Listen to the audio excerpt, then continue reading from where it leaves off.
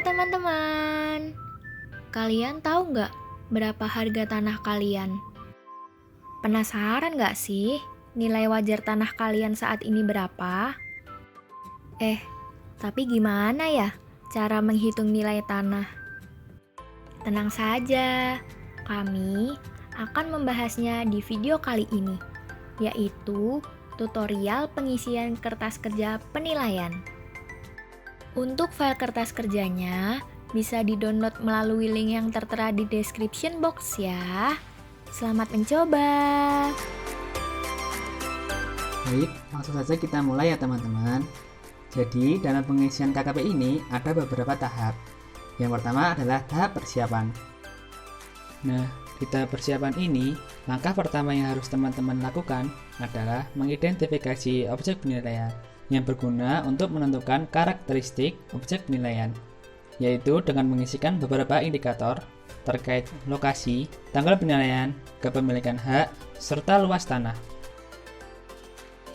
Untuk mengidentifikasi objek penilaian, kita mengambil contoh salah satu rumah di Derwolo, RT 57, RW 25, Kelurahan Pengasih, Kecamatan Pengasih, Kabupaten Kulon Progo, Yogyakarta. Dengan tanggal penilaian 1 Agustus 2021. Status kepemilikan hak yaitu berupa sertifikat hak milik dan memiliki luas tanah sebesar 4.880 meter persegi. Berdasarkan pengamatan terhadap lokasi penilaian, terdapat faktor lain yang mempengaruhi nilai tanah. Kami melanjutkan data identifikasi dari objek penilaian sebelumnya, yaitu memiliki ukuran 4.880 meter persegi, aksesibilitas baik, bentuk tanah persegi, kedudukan tanah sama dengan jalan, dan kontur yang rata. Langkah yang kedua adalah menentukan objek pembanding, yaitu memilih objek pembanding yang sejenis dan sebanding dengan objek penilaian. Untuk pengisian data pembanding, kami mengambil informasi dari iklan dan pengamatan langsung dengan data sebagai berikut. Objek pembanding 1 dan 2 jenis transaksinya adalah jual beli, sedangkan objek ketiga adalah penawaran. Untuk harga objek pembanding 1 seharga 360 juta, untuk objek kedua seharga 1,2 miliar, dan objek ketiga seharga 260 juta. Kemudian lokasi ketiga objek pembanding sama seperti lokasi objek penilaian.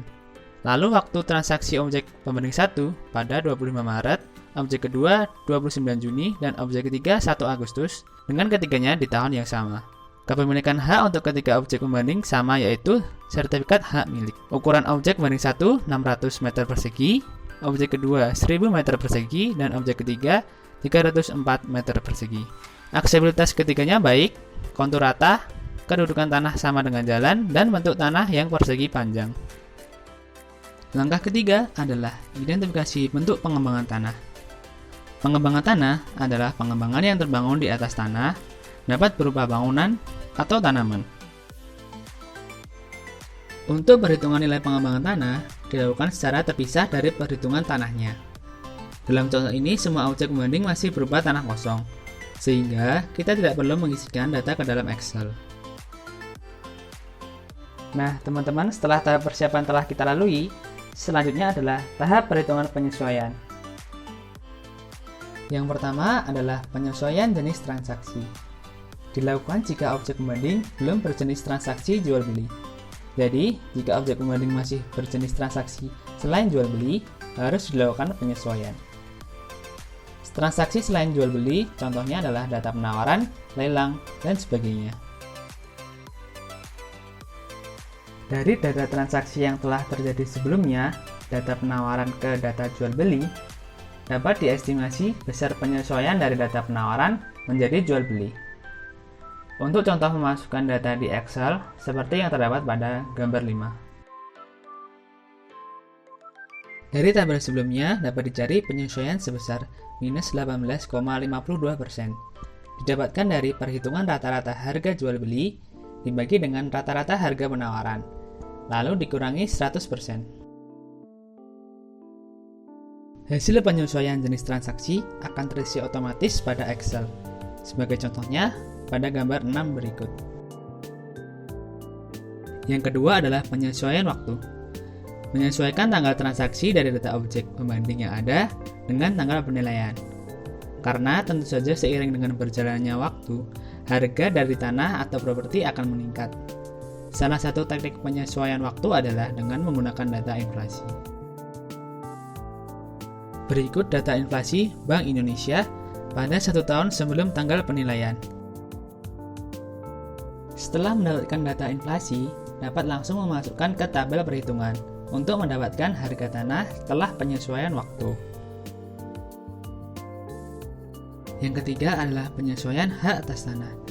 Dilakukan jika objek pembanding memiliki jenis hak atas tanah yang berbeda dengan objek penilaiannya.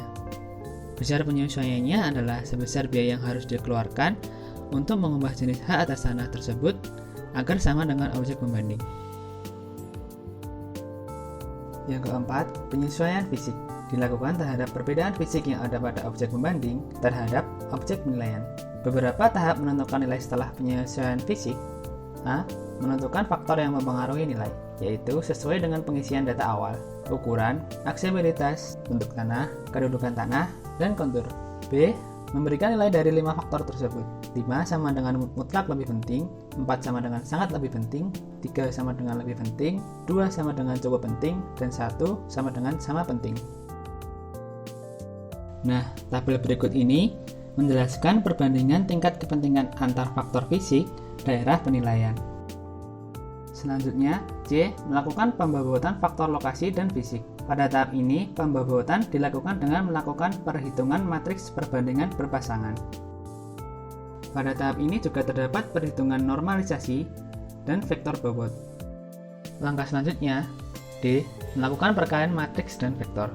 Bisa kita lihat tabel di bawah ini. Kemudian, E. Membuat kriteria pemberian skor. Untuk contoh kali ini yaitu, yang pertama, ukuran. Semakin besar luas tanah, skor semakin besar. Yang kedua, aksesibilitas. Semakin baik aksesibilitas, skor semakin besar.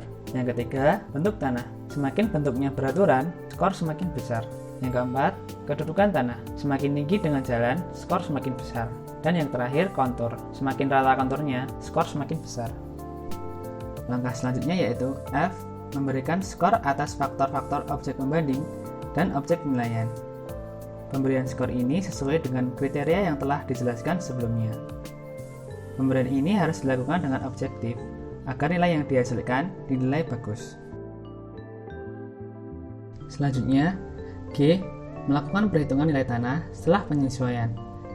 Setelah kita memberikan skor pada tiap unsur faktor, akan didapat besar penyesuaian fisik untuk masing-masing objek pembanding. Kemudian, secara otomatis didapatkan hasil nilai tanah setelah penyesuaian-penyesuaian pada masing-masing objek pembanding. Tabel di bawah ini menunjukkan hasil persentase dari perhitungan-perhitungan sebelumnya, serta terdapat harga tanah setelah terjadinya penyesuaian. Nah, teman-teman, kita sudah sampai ke tahap rekonsiliasi. Tahap ini terdiri dari 2 langkah, yaitu melakukan rekapitulasi dari perhitungan yang dilakukan dan menghitung nilai tanah per meter objek penilaian. Berikut ini tabel rekapitulasi dan perhitungan nilai tanah untuk contoh objek penilaian yang berada di desa pengasih. Tabel ini telah terisi otomatis oleh Excel dengan data yang telah kita masukkan sebelumnya tadi, sehingga didapatkan nilai indikasi pada objek penilaian.